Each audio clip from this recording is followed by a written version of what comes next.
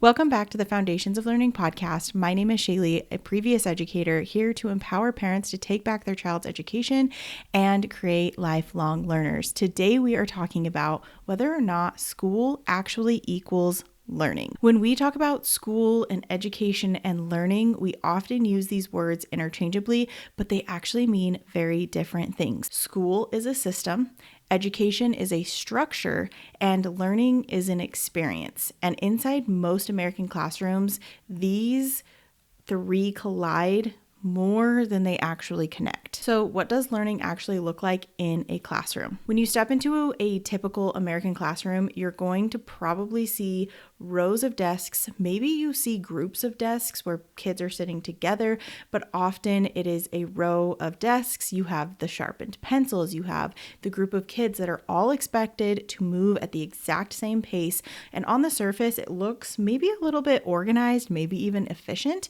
But if you look closer, you can start to see the cracks. This is structured around compliance. Kids are trained to sit still, to raise their hands, to follow directions. And the goal is not exploration, it's actually order. Now, as a former educator, I do understand this. You have a lot of kids in your classroom and you have to have specific rules and systems and things in place to control the chaos. And that is really just the sad reality of it. And so when you have that many kids in your classroom and they are coming from different backgrounds and they have different abilities and things like that, you do have to have structure. And so if you're having, 20 plus kids talk at the same time, that just doesn't work, right? It gets really loud, really fast, and you have to have them during whole group instruction raise their hand to speak because having a discussion with 20 people is just impossible, right? So there has to be a system in place, and I get that.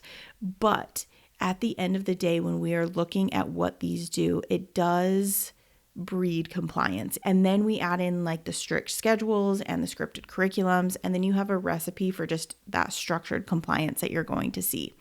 It's a one-size-fits-all pace. So the lessons are going to move forward whether or not that child is ready. So we have the struggling kids that are falling behind, and we have the advanced kids that are bored. And let me tell you, the middle of row kids, there are very few of them. Most kids are either struggling or they're ahead, and then those middle of row kids are really the only kids that are benefiting from that, whole group instruction that you are going to be providing to your students a lot of the day, because you, again, have to go back to that structure that when you have so many kids, you kind of have to teach on that grade level, whatever grade level is, and then you get that small group time throughout your day where you're bringing the kids that have specific skills together to teach them that specific skill. But no matter what you do during that whole group instruction, you have kids that are either going to be bored or completely checked out because they are so far behind. And then we do have a heavy focus on memorization. Now, when I say a heavy focus on memorization, I'm not saying that we're like just sitting there all day doing flashcards.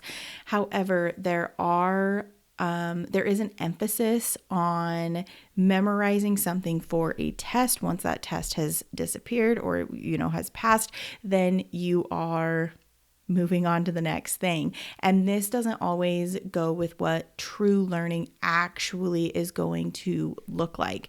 So when you're thinking about how we assess, it should be an assessment that is continuous. It has multiple data points over time. But when everything hinges on like one test score or one bad day could define a child's progress, right? And so when I was a teacher, I was looking at our tests. Obviously, we were creating skill-based tests, but I was assessing them throughout the year over and over again on those first grade skills. And if you have a really good teacher, they probably are doing that throughout the year so that they can ensure that whatever it was that they mastered, they have actually mastered, so that they can continue to go back to that skill, basically show you that they still know how to do that math problem or how to spell with those words, so on and so forth. So then you have standardized testing driving instruction. Now, I honestly don't think that standardized testing 100% drives instruction, because teachers don't use the standardized, at least the teachers I worked with and myself, I didn't really use the standardized testing to drive my instruction. I used other data points, but unfortunately, you kind of do have to teach the test. So what this looked like for me as far as state testing goes is that we had the DIBELS test that we had to provide the first graders or give to the first graders. And the test looks a certain way. And if you want your kids to do well on that test, you have to show them what it's going to look like and how you have to do this. Now, yes, there were certain skills that are beneficial for them to learn, right? Like, so for example, in the first grade test, you had nonsense words like nan or san or whatever, right? They were consonant, vowel, consonant words. And the goal was that they could read a certain amount of words in 1 minute with a certain amount of accuracy.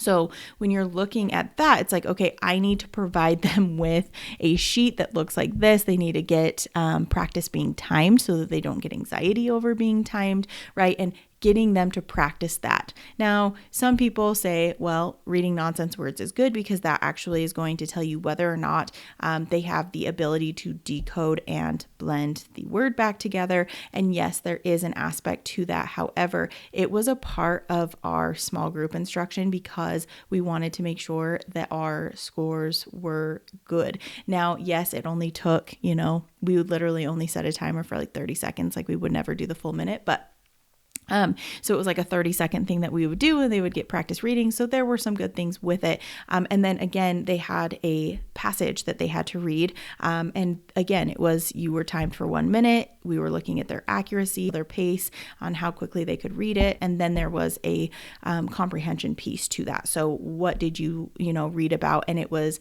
main idea and key details. Like that was how you got a perfect score, is that you could tell me the main idea and the key details. So what I'm saying is that the reading portion, right, was not about learning something new in a book, exploration in the book. It was really heavily based on, can you do this in 1 minute and how accurate are you at reading it? And can you give me the main idea and key details? Those are important things to know how to do. But it took up a lot of our time because we wanted to make sure that they were succeeding at this test, because at the end of the day, that is the test scores that you as an educator are essentially scored on yourself, right? So if your kids aren't performing well on this test, then you must be doing something wrong as a teacher.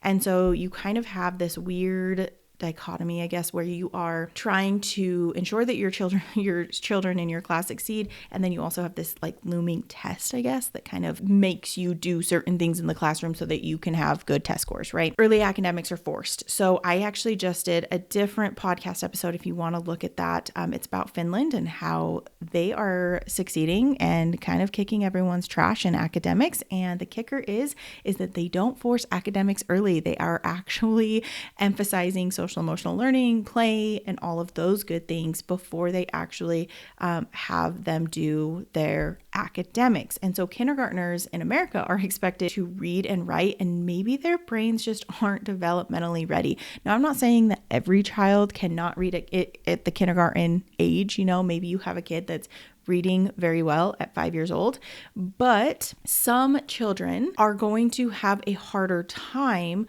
with what we want them to do in kindergarten if they didn't have specific foundations set early on. So what do I mean by that? Maybe they're lacking in oral vocabulary. Maybe they are lacking in phonological awareness, ability, or skills. There are so many other foundations that we need to look at, and maybe they haven't been working on that. If you haven't been working on that as a child, you're going to go into kindergarten and they're going to expect you to do all of these other things, and your brain has not been building those synapses to be able to do that. And so when I say maybe their brains just aren't ready for it, that's a part of what I'm talking about. But I also did a podcast on wondering if your child is really ready to learn to read. And I talk about the parts of the brain that your child has to have developed in order for them to really be able to fluently read and comprehend and things like that. So you can go and look at that one if you would like to. I will link it down below. And then you have extrinsic motivation rules. So you have the stickers, you have the grades, you have the gold stars,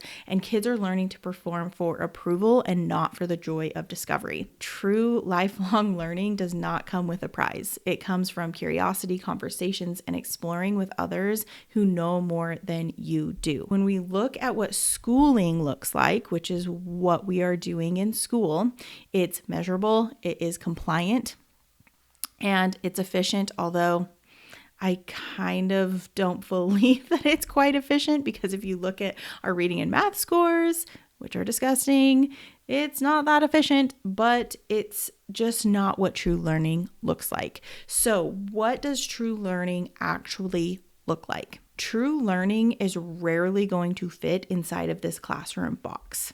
It's going to be messy, it's organic, sometimes it's kind of inconvenient. It's the why while you're at the grocery store trying to, get food for your family while your child is asking you why for the 100th time, right? But it's what changes a child's brain. It builds connections and it creates the lifelong learners. So real learning is not going to happen in neat subject blocks. It flows across everything. So it is developmentally aligned, and here is why.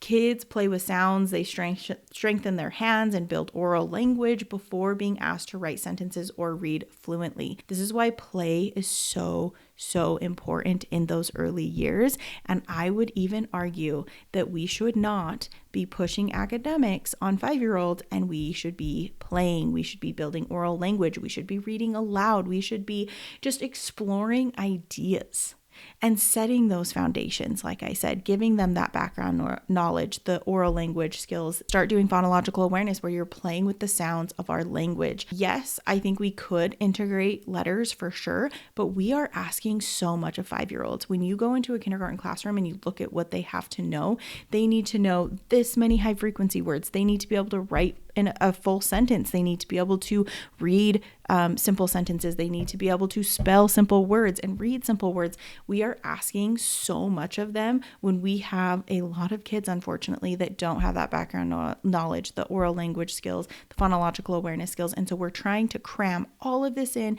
to 1 year, crammed classrooms, kids at all differing abilities, and it's just not working. It's hands-on and it's experiential. So you might be doing math while you're baking cookies, or reading through your bedtime stories, counting change at the store. Learning is happening all of the time. And if you can just see, oh, this is an opportunity for me to teach my kid about fractions because we're baking cookies. Or maybe this is a time for me to help them to count money. I know we don't really use money often anymore, and we use a credit card, but you could even do simple addition and subtraction, right? So like maybe you're like, hey, give them small numbers if you have to. Our budget is $10. If I was to buy this object here, how much more would I have left, and what else could I buy in the store, right? So you're kind of giving them these opportunities to do specific things. Or maybe you are reading a bedtime story and maybe you are teaching them phonetic skills, right? So you're teaching them a phonetic pattern, like maybe TH or something, right? So you're reading a bedtime story and you're like, hey, do you notice any words with the digraph TH on it? And maybe they find a word and you're like, ooh, what does TH say? And they can say, oh, okay.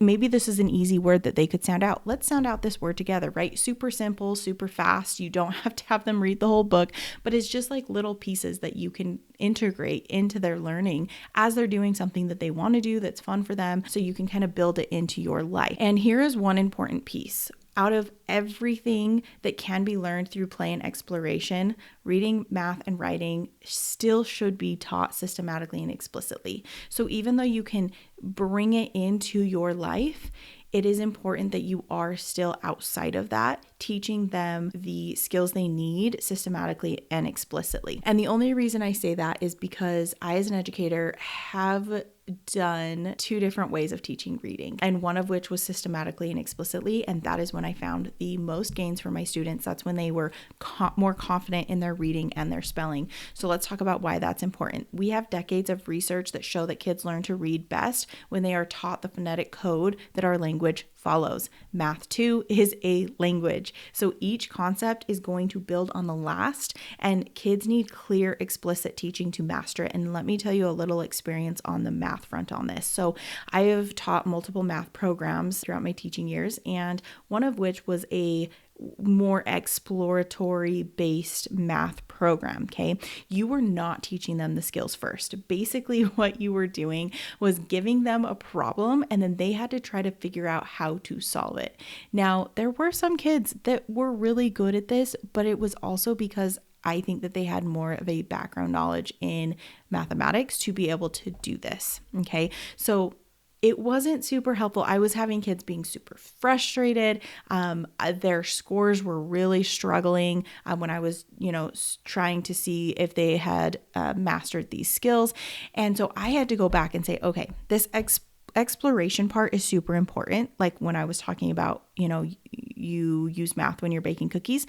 However, it is super important to really say, here's your sign, right? Like this is our skill that we are going to learn. This is how we do it, and then use it in an exploratory way, right? And so it's super important that we are doing that in reading, writing, and math. And these foundations do not replace the curiosity-driven learning that I am talking about. They just make it stronger and give the kids the tools they need to explore deeper. Help your child become a confident reader with letters and sounds. This structured curriculum includes lesson plans, games, and multisensory activities to make learning letters fun and effective. Get started today at k3homeschoolfoundations.com or check out the link down below. Did you know that over 60% of U.S. students fall below grade level in reading, and it often starts in the grades kindergarten through second grade? Don't let your child become a statistic. My Science of Reading Simplified course gives you a step-by-step tool to teach phonics, vocabulary, writing, and reading comprehension. If you want to equip your child to succeed, start today. Visit k3homeschoolfoundations.com or check out the link down below to get started. So, individual pace. This is an important piece. Some kids may read at 4, like I said. Maybe that's the case because you've been working on all of these skills with them from a very young age, and others at 7. And true learning honors that child's timeline instead of forcing a deadline. Critical thinking and problem solving is the cornerstone of this, right? Instead of memorizing, kids are asking how, why, they're experimenting, and they're trying again. In school, failure often equals a bad grade and no second chance. And that is going to build perfectionists, not problem solvers. Deep connections. Learning tied to nature, family, and community stick far longer than worksheet facts are ever going to do. And you have intrinsic motivation. When learning feels like an adventure, kids are going to keep going, and there is no sticker chart required. I actually read something very interesting. I'm reading a book right now. I can't remember what it's called. Basically, it's a woman that went to all of these other countries outside of the Western Hemisphere to see how they are parenting. That's kind of like, I guess, the synopsis of this, right? And she's trying to see if there are differences in kids. Like, do kids just always throw tantrums? Are teenagers always going to refuse to do things? Like, she was just trying to figure out how to successfully raise her kids. One thing that she was noticing, as far as when we're talking about like intrinsic motivation and sticker charts and all of that good stuff, what she was noticing is that they didn't make it something that you should reward. And there's actually science to back this up. So if you reward a child with like a sticker chart or something for doing something, they actually will be less motivated to do it next time. If you are just like, this is a part of our responsibility and this is what we need to do, and we're doing this because we have to, because we need to learn to read, and this is why we learn to read, and so on and so forth, and you give them the why, but they're not being like rewarded every single second that they are doing something, it actually is more beneficial in the long run and provides more intrinsic motivation, which I thought was so interesting. But this is what real education looks like. It's alive, it's joyful, it's self-driven, deeply human, with strong foundations taught explicitly, and curiosity is leading the way. So let's kind of look at the contrast, because the hard truth is that American classrooms often confuse schooling with learning. Schooling is going to be more about control, efficiency, producing uniform results, although we are producing uniform results. They're just not great results. And then learning is about curiosity, exploration, mastery, and foundational skills that are actually going to stick. So schooling is measuring more with compliance, and learning transforms a child. So what can you do as the parent? Even if your child is in public school or private school, Or maybe you're homeschooling and you feel like you're just schooling at home and it feels rigid and it just doesn't feel right. This is something that you can do to try to adapt or change or really spark true learning at home. Read together, not for grades, but just for joy. Like just learn together, read together, discuss together. Let them ask the questions and do not rush to give the answer. Explore with them. I actually saw a homeschool mom and I thought this was a great idea, and you could do this even if you're not homeschooling. She had like this little board in her kitchen, and if they had a question, they would just write it down on a sticky note and literally like slap it on.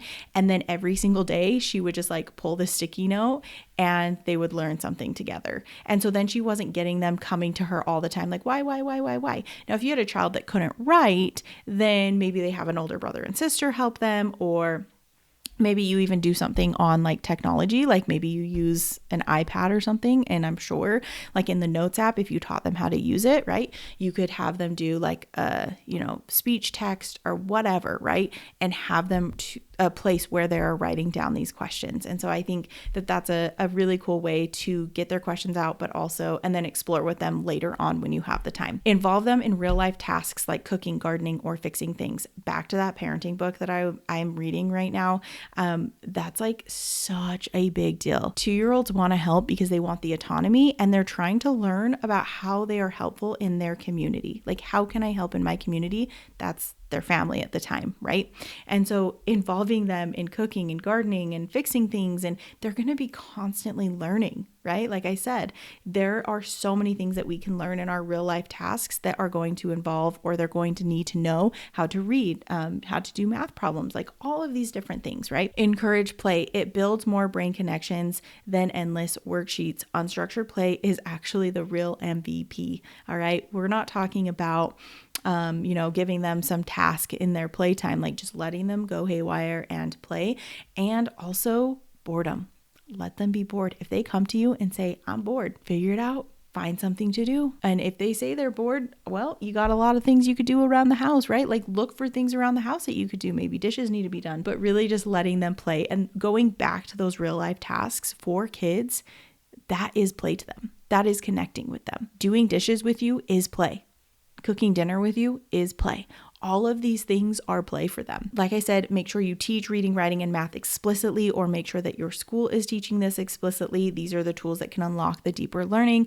And then celebrate curiosity more than performance, right? It's not about the grade. It's not about how well you can do something. It's just celebrating that curiosity that they have, because in the end, schooling is temporary, but learning is lifelong. So parents, stay vigilant. True learning isn't confined to a classroom. It happens at the kitchen table, in the backyard, at the grocery store, in every single moment when a child's curiosity is honored.